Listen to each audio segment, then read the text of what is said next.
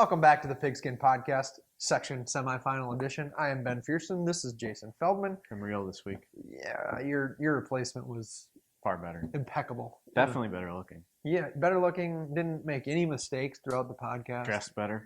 Dressed better. I'd put her wardrobe together, honestly, but it's good to have you back. It's good to have you back. It's good-ish to be back. Not for you, probably. Yeah, you're off vacation now. Now you got to go back to work and 60-degree temperature difference when I came back. That's fun. See, I told people you were probably in like western North Dakota or something, or possibly central It's North usually Dakota. a safe bet. Yeah. Somewhere in North. But you actually went somewhere nice. Somewhere in North Dakota. Yeah. Right. Not this time. So I got rid of we did a podcast already once this week, and by we I mean me and your replacement. My picture was part of it. Right, and I already talked about how awesome the Vikings and Gophers were over the weekend. Let's just skip that. I'm more than happy to skip talking about pretty easy one to skip. Unless it's high school playoffs, let's just talk high school football. Yeah, your Gophers do hit the road. I didn't talk about what's coming this week. They do hit the road to take on Illinois. Another winnable game, another game that if they don't win, fans are going to be very upset with them. This is a week to me that a win is a win. Like last week, I wouldn't say a win is a win, but this week, if they win down in Illinois, I'll take it. I don't care how it looks. Tracy Clay says any win is a good win. I would disagree. I would as well. I would have agreed probably the week before, but I didn't even get to watch much of the Rutgers game. I turned it on at 21-3 at one point. Turned back a couple hours later, and they were kicking a field goal to have to win it. Yep, that's them. Then your Vikings followed that up with a stellar performance. Fun. And now they're in a spot too where I don't think fans are panicked yet, but if they lose to the Bears this week, then you're going to have some panic fans. This week we'll get a real test of just how bad that offensive line is. Right. And to be fair to Jake Long too, as a left tackle, he's a guy who has played I think I heard 11 snaps in an NFL game in the last 2 years, and he gets thrown right in there, and we expect him to be great, which he obviously is not anymore. So we'll see if another week of practice does him any good. Well, and I think the trade deadline is November 1st, correct? Correct. And we'll see if there's any movement there. I don't know that they can do a move at this point with the salary cap the way it is. They would have to make some here's my question. Changes to salary. When a guy is IR designated for assignment, can he be traded or no? I believe he cannot. So they can't move Khalil or Adrian Peterson. I meant Adrian Peterson because that would free up the money they'd need to get a guy like I think the most logical. Joe Thomas has come up, but I don't think he's actually I've heard available. Joe Staley from the 49ers too. In fact, by the time people are seeing this, there's a chance the Vikings could have made a move. They may wait till after some rumblings as we were recording this, at least that I saw on Twitter today. But Joe Staley was a name I heard. Yeah, because I don't think Thomas is really available. But Thomas, and the most logical decision that I heard in terms of clearing cap space is trying to sign Sam Bradford to a longer term deal, push some of this year's money back. But that's you still. I mean, if you did go after Thomas, that wouldn't clear enough. Right. You'd have to trade Adrian as part of that deal, and if they can't do it, they can't do it. But if they can make it work, I'd be all for it. Obviously they need something in there that's not a turnstile. Yeah, let's not spend too much time on that. We got some high school football. Playoffs. Glorious matchups. Playoff time. Glorious Best matchups time of the year. On Saturday evening. I wish I could be in about 5 places on Saturday. I only want to be in like 4. But whatever. You're not as much fun as I am. I know. I hear you. But Feldy, you did take. I talked on the podcast while you were gone. I wasn't sure if you had taken a lead or if we were still tied, and you did take a 1-game lead. Mm-hmm. And then we split this week with our 2 different. So you're still up by a game. So you have me right where you want me. This is the point of the season where I usually just. We're gonna start making some different picks. I think there's gonna be some. I see 3 on here. Maybe a couple tonight, but certainly as we get. As into long next as week. you go first, then there's 3 on here that are definitely gonna be different. Fine. Yeah. Let's. Anything surprise you in the quarterfinals? First of all. Yeah, everything. Lake City scoring like 800 points. Pretty much every game last night was a surprise to me. Or Tuesday night was a huge surprise to me. There were so many upsets, and it was a goofy night because of the weather, I think mostly. But you also in the playoffs, you find out which teams want to keep playing and which don't. You got a team that gets behind a little bit, and then you can tell the kids that are like, I'm ready to be done. And I think we can see in a lot of these sections after the first seed, there's a ton of just. I hate the term parity, but that's really what it is. I mean, just a lot of even teams out there. And we saw it throughout the regular season. Just teams that we maybe expected to be some of the best teams in the area end up being 500 or something or losing some games. And it's not that any of these teams are bad. There's a lot of good football teams in our area, and they kind of beat up on one another throughout the season. Feldy, your player of the week? Yeah, go ahead. Yeah, give me yours. This is an easy one, an obvious one. Didn't have to look too far for this guy. Calvin Steberg, the senior running back from Kenyon Wanamingo. I watched these guys play in the first week against Goodhue when KW lost at home. And they did the same thing they did last year, lose that opener to Goodhue and rattle off 7 straight wins now to make it into the section semifinals. But Steberg went for 345 yards and 5 touchdowns, all rushing the other night, Tuesday night, in a 43-24 win against Medford. That came on the heels of a 276-yard performance and 3 touchdowns last Wednesday against 600 yards rushing against a good Blooming Prairie team. Yeah, so if you like 600 yards over 2 games, 8 touchdowns. That's a really good season for a lot of kids.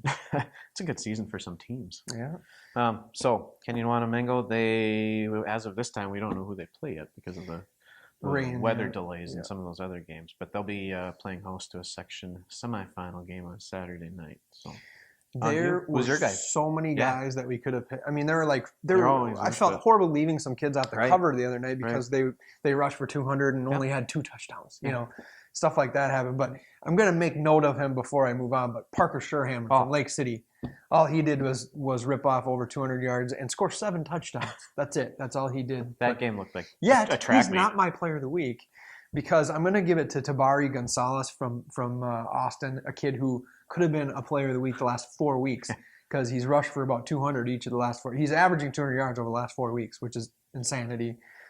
He ran for 280 and 2 touchdowns against JM team that was the higher seed and at a JM. little bit surprised that they were the higher seed the way those 2 seasons went. I understand that the clause in the QRF that says head-to-head within 1 game of each other trumps it, but if there ever was a case that head-to-head shouldn't be the absolute deciding factor, that was it. And really, Austin was playing really good football here the last second half of the season. Yep. So, yeah, Gonzalez, I got to give it to him. I saw a stat on Twitter at one point Tuesday night. I think it was at halftime of the Austin JM game that said in his last 10 quarters he had something like 555 rushing yards and was it 10 touchdowns? I don't know, something. No, yeah, 555 in the last 10 quarters. Right, yep. right. Yep, that's all right. That's pretty good work. Yeah. So we got a lot of guys that could have been in these those spots lower this week. seeds in that section, and we'll get to this in a minute. Yeah. Those 2 teams, Century and Austin, are playing really well right now. They are. They definitely are. But should we start picking some games? Yeah, let's get to our picks and talk about some excellent matchups that we have coming up. I'm going to make you pick the first one first because I see what's coming after this. And I was kind of hoping you'd throw me this one right away because I'm throwing a curveball right off the bat. Century's going to go to Northfield and win that football game. Century at Northfield is the first game. They went up there 2 weeks ago and lost a 14-7 game to the Raiders. They are the number 6 seed. Century is the number 6 seed in a 6-team section, and they took it to the number 3 seed Mayo the other night, Tuesday night. We've talked about it plenty of times on this show, how Coach John Vick and his staff up at Century, they get the most out of the talent that their players have, and this time of year, they always have them playing to the best of their ability, and that's definitely not an exception this year. You look back at their regular season, they were close to beating JM in a regular season game, and they were a 1-score game against Northfield. So, I mean, they're that close to been a 500 team. So I don't know how much of an upset this is. I think it's going to be a low-scoring game. Century wins 19-14. Wow. Yeah. Wow, Feldy. Right off the bat. Why not? I tell you, time to gamble. We praise Coach Vick, and I got to say, though, you could see this building with this team. There were 2 directions that team could have gone after Fumblegate, right. And they went the right direction after really that. Turned it around. But even that game, the way they played in that football game, they were in that game. They came back and had a shot to win at the end. Mm-hmm. And we'll never know who should have won the game, but either way, it doesn't matter. They used it in the right frame of mind, and they're a tough football team right now. Their defense is playing well. I think that's the scary part. I knew they had some talented kids on both sides of the ball, but I'm not doing it, Feldy. I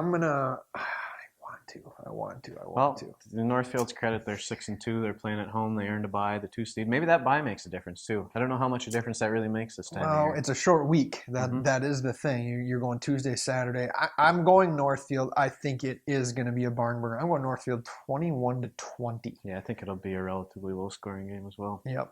Let's move on, Fiercey. Here's another great matchup. Maybe the favorite game of the week. This is going to be fun. I can't wait to get to Stewie on Saturday night. Yeah, Section 1 4A.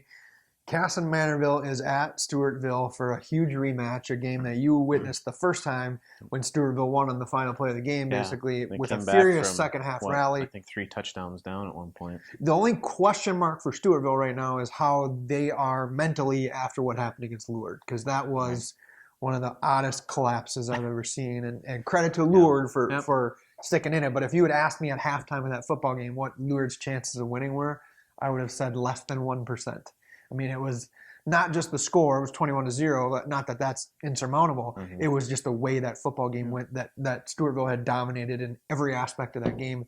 Lourdes, I don't think, had a first down after their first drive of the game. I mean, it was ugly. So how they react is huge. The bigger thing to me is the fact right now that Casson has Brendan Knoll back.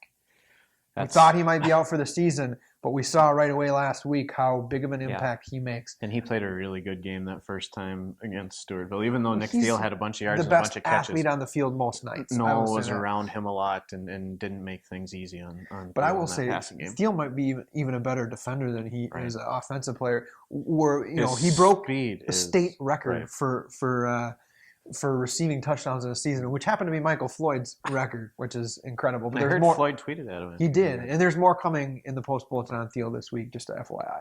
But I'm going to go with the comments with Brendan Knoll back, and I just think he's going to make all the difference because without him, they don't have the speed to match Stewartville. With him, they at least got a guy who can match the speed that Stewartville has. The Tigers at home, though, are going to be tough because that place is going to be packed. There's not many better rivalries around this area than that, but I'm going to go with the Comets.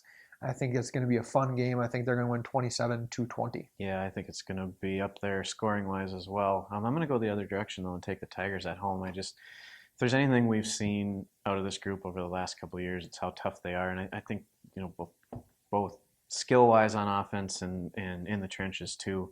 I think this group's just going to respond the right way. They had a lot of kids at the start of the year who were brand new to varsity football.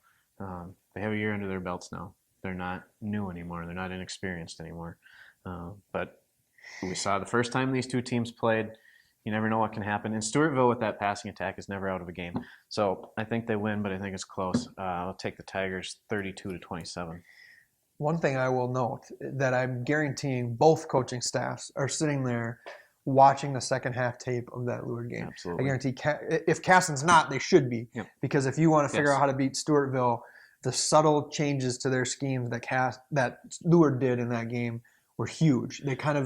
They baited Quant a little bit to throw it where they wanted him to throw it and changed up some things they were doing offensively too.